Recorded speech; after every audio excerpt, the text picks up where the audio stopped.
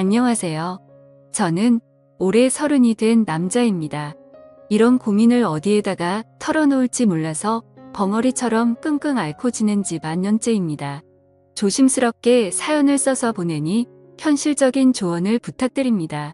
저는 어릴 적에 어머니를 잃었습니다. 사고로 떠나보낸 후 아버지께서 저를 혼자 키우셨습니다. 아버지는 직업 특성상 지방 전국 각지를 돌아다니며 현장 일을 하시며 저를 키우기 위해서 애써주셨죠. 저는 혼자 살 수 없으니 고모네 삼촌네 등을 전전하며 학창시절을 보냈습니다. 그렇다 보니 어느 한 곳에 오래 머물러 있지 못해서 친구들을 사귀는 것이 무척이나 힘들더라고요. 남들이 동창 모임이나 동네 친구와 약속을 잡고 만나는 모습을 보면 한없이 부러워지고는 했습니다. 그런 제가 마음을 열고 친해지게 된 사람들이 있었어요. 그건 바로 동호회 사람들입니다. 저는 20살 때부터 동호회 활동을 했는데요. 다름 아닌 절약 동호회라는 모임입니다. 여타 동호회처럼 먹고 마시고 어울리는 곳이 아니라 살아가면서 절약을 하는 방법에 대해 논의하고 정보를 나누는 곳이었죠. 이렇게 현실적인 동호회 활동을 하게 된 이유는 바로 가정 환경 때문이었습니다. 아무리 아버지께서 타지에서 돈을 벌어 보내주신다 해도 그 돈이 넉넉할 수가 없었거든요. 게다가 언제까지고 아버지 신세를 지면서 살 수는 없었기 때문이죠. 그래서 대학 진학도 그런 이유로 포기를 하게 되었습니다. 솔직히 저는 공부하는 것이 무척 즐거운 사람이거든요. 무언가를 배운다는 것은 언제나 흥미롭고 제게는 행복한 일이었습니다. 그래도 그 모든 것을 누릴 수 있는 여건이 갖춰진 사람이나 배움을 계속 이어가는 것이지 저 같은 사람에게는 꿈 같은 신기루였습니다. 20살이 되자마자 저는 별의별 일을 다 했던 것 같네요. 물론 고등학교 때부터 아르바이트는 시작했습니다. 학생일 때에는 법적인 사항 때문에 일할 수 있는 종류의 제약이 적어서 큰 돈을 벌지 못했어요. 그런데 성인이 되자마자 제가 지원할 수 있는 일들이 무척 많아서 신이 났습니다. 노가다부터 식당일 그리고 택배 상하차까지 안 해본 일이 없는 것 같네요. 그렇게 다양한 일을 하던 중 이렇게 여러 가지 일을 이것저것 하다가는 전문적인 노하우를 쌓는 게 어려울 것 같다는 생각에 좀 더 세분화된 일을 해보기로 마음먹었습니다. 그렇게 제가 집중해서 일을 하게 된 것이 바로 요식업이었죠. 일을 시작한 초기에는 간단한 주방 보조도 했는데 아침 일찍부터 재료를 다듬고 점심 저녁에는 배달을 하며 식당에서 일을 하기 시작했습니다. 이후 주방에 있는 시간을 점차 늘리게 되었습니다. 그러면서 점점 정식 주방 보조로 승격하게 되었죠. 바쁘게 일을 하던 중에도 동호회 활동을 게을리 하지 않았습니다. 그러던 어느 날 동호회에 새로운 여자 회원이 들어오게 되었죠. 상냥한 말투와 부드러운 인상, 그리고 웃을 때 눈이 초승달처럼 변하는 모습에 확 끌리게 되었습니다. 게다가 입술 위에 있는 점이 돌아가신 어머니와 똑같은 곳에 위치해 있어서 더욱 시선을 빼앗기게 되었죠. 그녀가 동호회에 들어오게 된 계기는 저와 비슷했습니다. 최근에 아버지께서 돌아가셔서 집안이 힘들어져 조금이라도 절약하고 살기 위해서였습니다. 전 어릴 적부터 뼈저리게 느껴온 그 기분을 그녀와 나눌 수 있다는 사실에 더욱 설렜어요. 그렇게 우리는 천천히 물들듯 가까워져 갔습니다. 남들은 주말에 영화관 데이트를 하거나 동물원에 가는 등 돈을 쓰는 데이트를 하면서 연애를 한다고 하지만 우리는 색달랐습니다. 둘이 같이 단기 알바에 지원해서 행사 판촉을 한다거나 결혼식장 웨딩홀 서빙 아르바이트를 하면서 시간을 함께 보냈습니다. 식사 시간에 밥을 먹으며 오늘 하루도 뿌듯하게 돈을 벌었다며 서로를 북돋아주고 행복한 나날들을 보낼 수 있었습니다. 나처럼 마음이 잘 맞는 여자를 만났다는 사실이 무척 기뻤습니다. 행복한 우리와 달리 그녀의 어머니 즉 예비 장모님은 그리 기뻐하시지 않았습니다. 처음부터 대놓고 저를 마음에 들지 않아 하셨습니다. 엄마 없이 자란 사람은 정이 없다는 둥, 아버지의 직업이 마음에 안 든다는 둥 여러 점을 꼬집으며 저를 싫어하셨습니다. 그래도 그녀와 저는 꿋꿋이 정을 이어나갔습니다.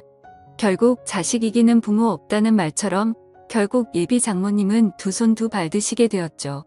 마지못해 저를 받아주긴 했다만 사사건건 시비를 거시는 게 느껴졌습니다. 집에서 가구를 옮겨야 하는데 허리가 아프다는 말에 불이 나게 달려갔더니 온 집안의 가구 위치를 바꾸게 하셨고 쉬는 날 굳이 불러내셔서 이불 빨래를 시키기도 하시더라고요. 아끼고 사느라 차를 장만하지 않았는데 누구네 사위는 차도 있고 어딜 태워다 주기도 하는데 우리 사위는 그깟 차도 없다고 매일같이 노래를 부르셨습니다. 참다가 마지못해 중고차로 경차를 장만했더니 그것마저도 싸구려 조그만한 차를 샀다고 흉을 보시더라고요. 이런 경차로 우리 딸 데리고 다니다가 사고 나면 바로 큰일 나겠다며 투덜거리셨습니다. 그런 예비 장모님의 모습에 집사람은 그만 좀 하라고 말렸지만 그것도 그때뿐이었죠. 어김없이 매번 저를 만날 때마다 꼬투리 잡을 곳은 없나 살피셨습니다. 솔직히 그렇게 구박을 들을 때마다 이 결혼을 꼭 해야 하나 갈등이 되었습니다. 그래도 한없이 사랑스러운 여자친구를 놓치고 싶지 않았습니다. 게다가 우리는 이미 동거를 하고 있었기에 사실혼이나 마찬가지였어요. 저는 제가 일하는 식당 앞에 투룸을 얻고 있었습니다. 여자친구는 다른 지역에서 자취를 하고 있었는데 일하는 회사가 저희 집에서 그리 멀지 않았거든요. 그래서 우리는 이렇게 양쪽 집값을 낼 바에는 하나로 합치자고 생각이 들었고 합치는 게 낫지 않을까 많은 대화를 나누었습니다. 그때 당시에는 우리나라 정서에 맞지 않게 동거로 시작하는 게 좀 잘못된 게 아닐까 하는 생각도 들었지만 저희가 만나게 된 계기가 절약하는 동호회인 만큼 돈에 대해서는 민감했기에 합치기로 결심했어요. 막상 같이 살게 되면 다툰다고 하지만 우리는 그 모든 게 행복했습니다. 생각보다 싸울 일도 거의 없었어요. 서로 배려하며 맞추고 지냈고 생활 습관도 잘 맞았습니다. 요리와 청소 등 집안일 배분도 알맞게 되어서 아무런 문제 없이 행복한 시간을 이어갈 수 있었죠. 문제는 우리 둘 사이가 아니었습니다.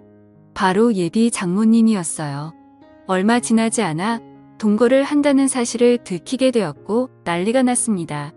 의미 없이 잘한 애랑 만나더니 우리 딸이 반란 까지게 되었다며 원색적으로 저를 비난하셨습니다. 대체 제 어머니가 일찍 돌아가신 것과 무슨 상관이 있다고 그렇게 말씀하시는 것인지 너무나 서운하고 속상했지만 동거 자체가 그리 좋은 건 아니기에 크게 대꾸를 하지 않았습니다.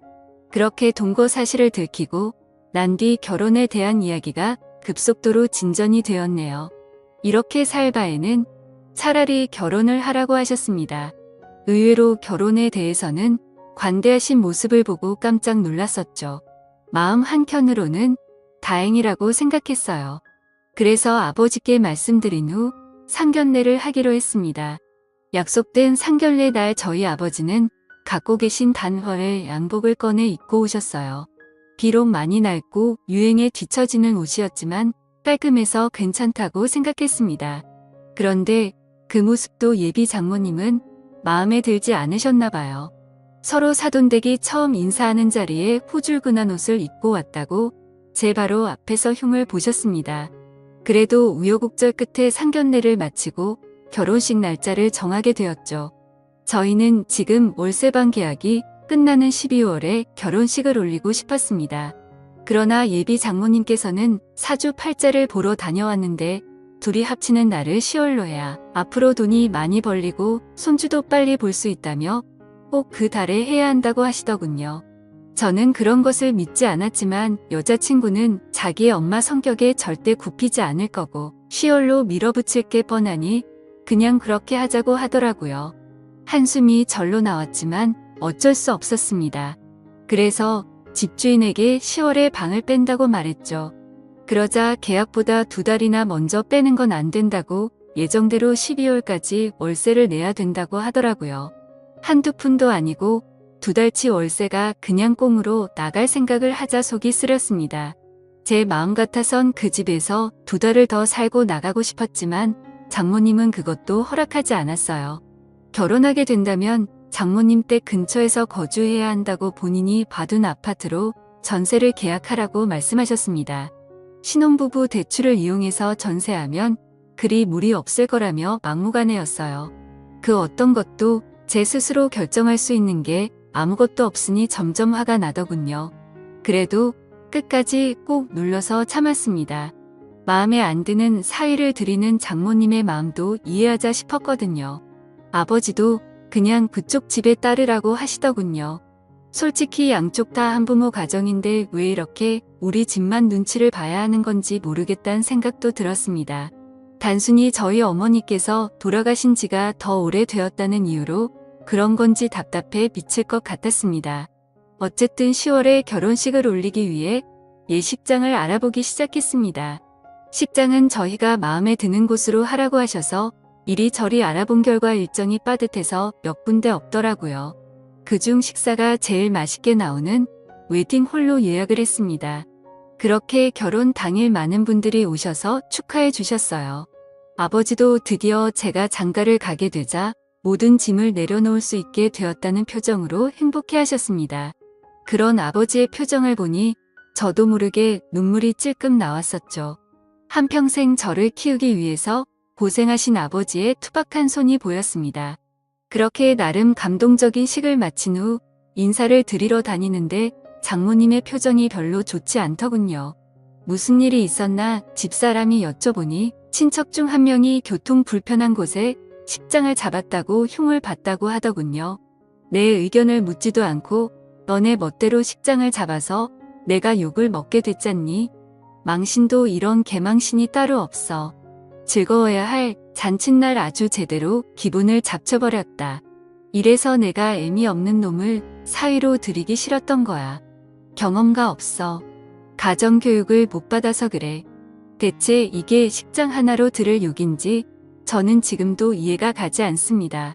게다가 저희 보고 알아서 잡으라고 말씀하셔놓고 이제 와서 의견을 묻지 않았다고 화를 내시는데 돌아버릴 지경이었죠. 제 표정이 심상치 않자 집사람은 저를 달래기 바빴습니다. 우리 엄마 입이 워낙 좀 거칠어서 자기가 좀 이해해줘. 저래도 심성이 나쁘거나 자기 미워하는 건 아니야. 다 우리 걱정돼서 하시는 말씀이야. 전 정말 오롯이 아내 하나를 보고하는 결혼인데 시작부터 너무 힘들었습니다. 내가 잘해드리면 점점 나아지겠지라고 스스로를 세뇌하고 다짐했습니다. 그렇게 악몽 같은 신혼생활이 시작되었죠. 장모님의 성화에 모시겨 계약한 아파트는 생각보다 마음에 들었습니다. 지어진 지 조금 오래된 곳이었지만 방이 무려 3개나 되어서 행복했습니다. 제일 큰 방은 안방, 작은 방 하나는 서재처럼 쓰고 또 하나는 미래의 아기방으로 쓰면 되겠지 싶었습니다. 그렇게 행복한 꿈에 젖어서 인테리어를 하나하나 꾸며 나가던 중 황당한 일이 벌어졌습니다. 퇴근하고 오니 난감해하는 집사람 옆에 장모님이 앉아 계시는 것입니다. 장모님 어쩐 일이세요? 연락도 없이 아무 생각 없이 건넨 말에 장모님은 팍 쏘아붙이며 화를 내셨어요. 내가 내 딸 집에 오는 건데 굳이 연락을 하고 와야 되니? 제가 낸 돈으로 장만한 집인데 딸 집이라고 하시니 조금 무안했지만 우리 부부의 집이니 그 말도 아예 틀린 건 아니라 가만히 있었습니다. 그런데 제 눈에 띈 다른 점이 있었습니다. 아기방으로 꾸미려고 텅 비워놓은 3번째 방에 이불 보따리와 캐리어 3개가 들어가 있는 겁니다. 대체 이게 뭐냐고 황당해하며 물으니 믿을 수 없는 대답이 돌아왔습니다. 오늘부터 내 방으로 쓸 거야. 내가 순간 잘못 들었나 싶어서 아내를 쳐다보니 집사람은 아무 말도 하지 못하고 땅만 바라보고 있더군요. 너네 곧 애 낳을 건데 대체 누가 돌볼 거야? 내 딸 고생하는 모습 보니 차라리 내가 도와주려고 하네. 그래서 미리 들어와 있는 건데 자넨 그게 싫은가? 내가 싫은 건가? 아니면 내가 우리 딸 돌봐주는 게 싫은 건가? 둘 중 어느 것이라고 해도 자네가 너무 이기적인 건 아닌가? 애 낳고 몸 고생하는 내 딸에게 자네가 뭘 해줄 수 있다고 그렇게 유세야. 대체 무슨 논리인지 이해도 가지 않았지만 장모님의 우김을 아무도 말릴 수 없었습니다. 벌써 장모님 댁은 부동산에 내놓았다는 말에 입이 떡 벌어졌지만 그렇다고 밖으로 내쫓을 수도 없어서 반강제적으로 셋이 함께 살게 되었습니다. 그렇게 지옥, 같은 날들이 시작되었던 거죠. 아침 일찍 일어나지 않으면 그렇게 게을러서 우리 딸을 어떻게 먹여 살릴 거냐고 구박하셨고, 샤워하는 동안 물을 3개 틀어놨다고, 빵 파서 돈이 나오냐고, 낭비가 심하다고 화를 내셨습니다. 장모님은 그냥 내가 숨을 쉬는 것 자체도 불만이지 않으실까 이야기를 하니 집사람은 웃으며 그건 말도 안 된다고 하더군요. 나는 속이 썩어 들어가는데 집사람은 그냥 엄마가 까칠하다고만 넘겨버리니 저만 이상한 놈 되는 것 같았습니다. 그런데 문제는 그뿐만이 아니었어요. 장모님이 자꾸 우리를 엿보는 것 같았습니다. 정확히 말하자면 우리가 아닌 저를 말입니다. 처음엔 자의식 과잉인가 싶었지만 날이 갈수록 점점 뚜렷해지고 심해지는 모습에 식은땀이 절로 흘러나오더군요. 집사람에게 은근슬쩍 이야기를 해봤지만 말도 안 되는 헛소리 하지 말라고 마구 웃더군요. 전 진지하게 정말 장모님이 날 자꾸 엿보신다고 하니 자기 엄마를 이상한 사람으로 만든다고 오히려 저에게 화를 내기 시작했습니다. 그렇게 우리 엄마랑 사는 게 싫으면 차라리 나가시라고 하면 되지. 왜 그런 식으로 거짓말을 하냐고 하는데 정말 미치고 팔뚝이 떠더라고요. 처음엔 별일이 아니었습니다. 퇴근 후 옷을 갈아입으려는데 갑자기 안방문이 벌컥 열렸어요. 화들짝 놀라서 몸을 가리니 장모님이 대수롭지 않은 듯 빨래 갖다 놓으러 들어왔다고 하셨죠. 볼 것도 없는데 뭘 가리냐고 하셔서 멋쩍게 넘겼지만 그날 이후로 매일 같이 제가 옷을 갈아입는 그 시간에 빨래를 갖다 놓으러 들어오셨습니다. 하루는 제가 문을 잠궜더니 미친 듯이 문을 두드려서 이러다 부서지겠다 싶어 황급히 열고는 했습니다. 이뿐만이 아니에요. 휴일에는 피곤해서 조금 늦잠을 자고 싶어서 잠을 자고 있으면 저를 깨운다는 명목으로 이불을 걷어 젖혀버립니다. 전 아직까지 혈기왕성한 시기라서 아침이면 신체적인 반응이 일어나 있는데 그 모습을 빤히 쳐다보고 계시는 겁니다. 너무 당황해서 서둘러 가렸더니 딸만 키워서 처음 보는 광경이라서 눈을 실수했다고 하시는데 저는 할 말이 없더군요. 또한 소파에서 낮잠을 자고 있는데 뭔가 기분이 이상해서 일어나 보니 장모님 손이 제 몸에 손을 대고 있는 겁니다. 깜짝 놀라서 뭐 하시는 거냐고 물어보니 제가 잠을 자면서 막 헛소리를 하고 식은땀을 흘리길래 열이 있나 어디 아픈 건가 싶어서 열을 재려고 했다고 하시더군요. 보통 열을 재는 것은 이마에 손을 대지 않습니까?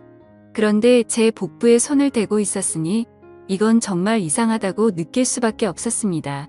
그러던 중 제가 정말 정색을 하고 화를 낸 적이 있습니다. 화장실도 제가 씻을 때 가끔 불쑥 문을 여시길래 항상 습관적으로 잠궈놓고 씻기 시작했습니다. 그러던 어느 날 퇴근 후 씻으려고 화장실에 들어갔는데 문 손잡이에 잠금 버튼이 없는 겁니다. 황당해서 이리저리 둘러봐도 없길래 물어봤더니 집사람 말로는 장모님이 공구로 뽑았답니다. 대체 이걸 왜 뽑았냐고 어이가 없어서 여쭤보니 요즘 TV를 보다가 안 좋은 이야기를 들었답니다. 연예인들이 가끔 우울증이 오면 그렇게들 화장실에서 안 좋은 선택을 한다며 잠겨 있으면 구조하기 힘들어서 골든 타임을 놓친다고 그걸 방지하기 위해서 화장실은 잠금 장치가 있으면 안 된다고 하더군요. 그 말에 어이가 없어서 황당한 표정을 하고 있는데 집사람은 오히려 장모님의 말을 신뢰하는 모습이었죠. 아내는 똑소리 나는 여자인 줄 알았는데 자기 엄마의 말이라면 저렇게 맹목적으로 믿고 있다니 참 아이러니했습니다. 더 이상 이 집에서는 마음 놓고 편히 씻지도 못하겠다는 생각에 사로잡혔습니다. 이 이야기를 사연에서 처음 털어놓는 건 아닙니다. 직장 동료에게 제 이야기가 아닌 마치 다른 사람 이야기처럼 조심스럽게 물어봤더니 그런 장모가 어디 있냐고 지어내지 말라고 웃더군요. 아무도 믿어주지 않을 것 같아서 저도 어쩔 도리가 없었습니다.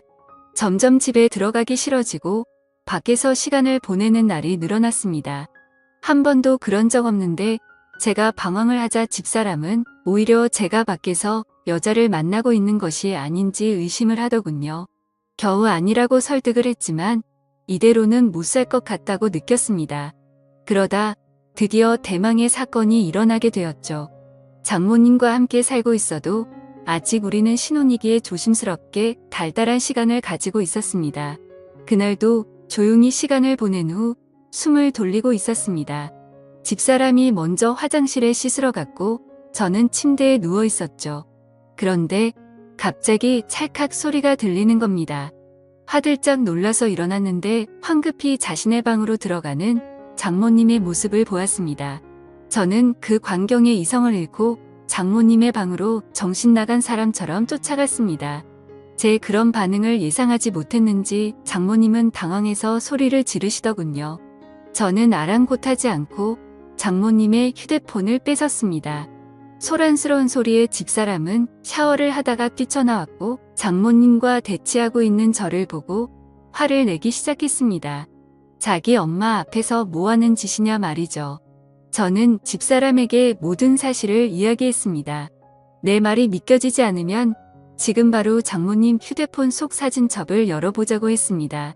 비밀번호로 잠겨 있어서 확인할 수 없으니 지금 눈앞에서 비밀번호를 부르라고 했죠. 집사람도 처음엔 믿지 않았지만 제가 이토록 화를 내는 건 처음 보았기에 그렇게 하자고 장모님을 설득했습니다. 그런데 장모님은 입을 꼭 다물고 이야기를 하지 않으셨습니다. 자신은 억울할 뿐만 아니라 핸드폰을 보여줄 의무가 없다며 우기는 장모님의 모습에 집사람은 제발 알려달라고 애원했습니다. 안 그러면 평생 엄마를 안 볼 거라고 화를 내는 집사람의 모습에 장모님은 할 수 없이 비밀번호를 말했습니다.